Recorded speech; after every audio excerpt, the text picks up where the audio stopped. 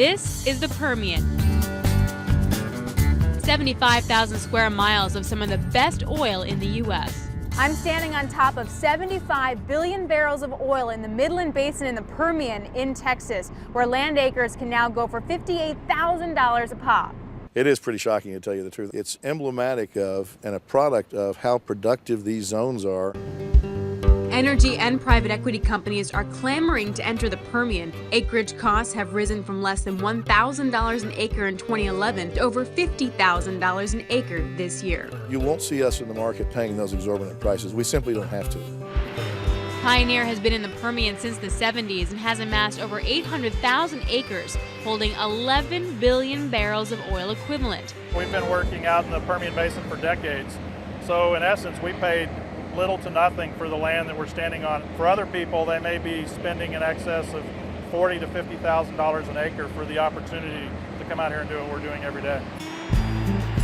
Despite oil price uncertainty, Pioneer is ramping up activity next year, adding 20 wells for a total of 230 using only 17 rigs.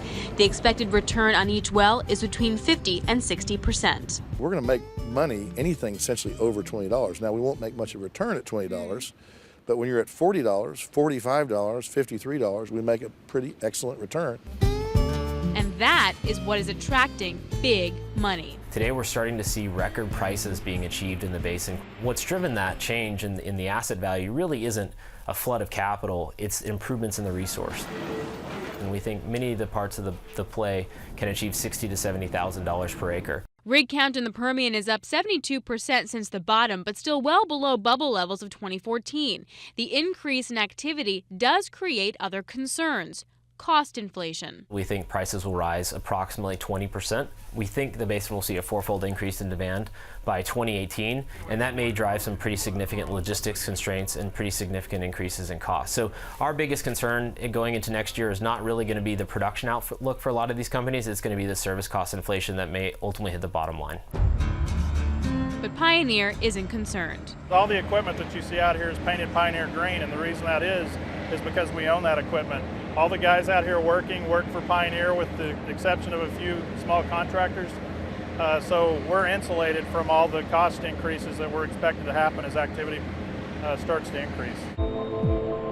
Where Pioneer could have a problem is moving massive amounts of oil out of the region. By 2019-2020, we do see the need for companies to start building new greenfield pipes.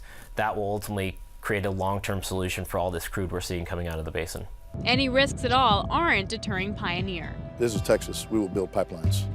If you look at the Permian Basin compared to a lot of other basins and its breadth of opportunities, here we are at 2 million barrels a day. We could easily see it going to 5 million barrels a day in the next 10 years and perhaps even much further than that. So this is going to be the big swing producing area of the United States for many decades to come, that's clear.